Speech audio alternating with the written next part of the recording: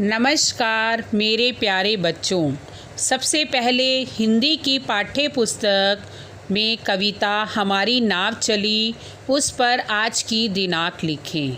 हम सबसे पहले पाठ की ओर पर चर्चा करेंगे। प्यारे बच्चों, देखो, क्या आप कभी नाव में बैठे हैं? क्या आपने कभी नाव देखी है? तो आओ अब हम इस कविता में नाव के बारे में चर्चा करते हैं। नाव कब और कैसे बनी? तो आइए नाव पर आधारित कविता का अध्ययन करें, जिसका नाम है हमारी नाव चली। आओ भैया तुम्हें सुनाएं सुंदर एक कहानी, मगर नहीं राजा रानी की, पर है बहुत पुरानी। छोटी छोटी नावें देखो हमको सैर कराती। देखो प्यारे बच्चों, आज मैं आपको एक सुंदर कहानी सुनाती हूँ। यह कहानी किसी राजा या रानी की नहीं है।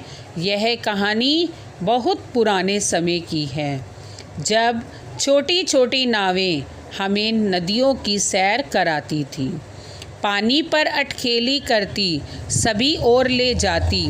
कुछ पुरखे थे बसे हमारे, नदियों के हैं तीर, कंद मूल फल खाकर जीते, पीते निर्मल नीर।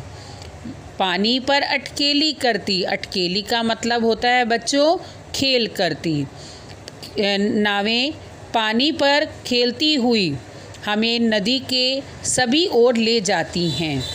पुरखे, पुरखे का मतलब होता है बच्चों पूर्वज, और तीर का मतलब होता है किनारा। हमारे कुछ पूर्वज नदियों के किनारे पर बसे हुए हैं। कंदमूल, कंदमूल का बच्चों मतलब होता है ज़मीन के नीचे उगने वाले फल व सब्जियां, और निर्मल का मतलब होता है बच्चों साफ। हमारे कुछ जो पूर्वज हैं नदियों के किनारे कंदमूल मतलब कि फल और सब्जियां खाकर और साफ जल पीकर अपना जीवन व्यतीत करते हैं। सोचो तो जब नाव नहीं थी तब हम क्या कर सकते? लंबी लंबी गहरी नदियाँ कैसे पार उतरते?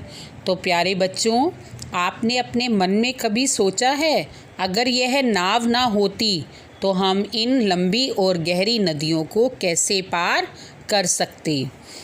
लड़के खेला करते थे नित बैठ नदी किनारे, तैर कभी कुछ पार उतरते, कुछ रहते मन मारे।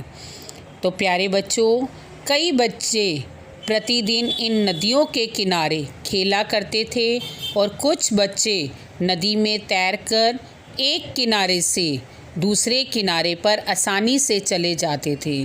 और जिन बच्चों को तैरना नहीं आता था वह अपने मन को मारकर एक किनारे पर बैठे रहते थे।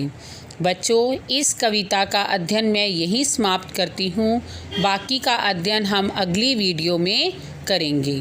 बच्चों, जो शुद्धलेख शब्द आपकी पाठ्य पुस्तक में दिए गए हैं, इन शुद्धलेख शब्दों को आप अपनी उत्तर पुस्तिका में लिखें और वाक्य भी बनाएं। धन्यवाद।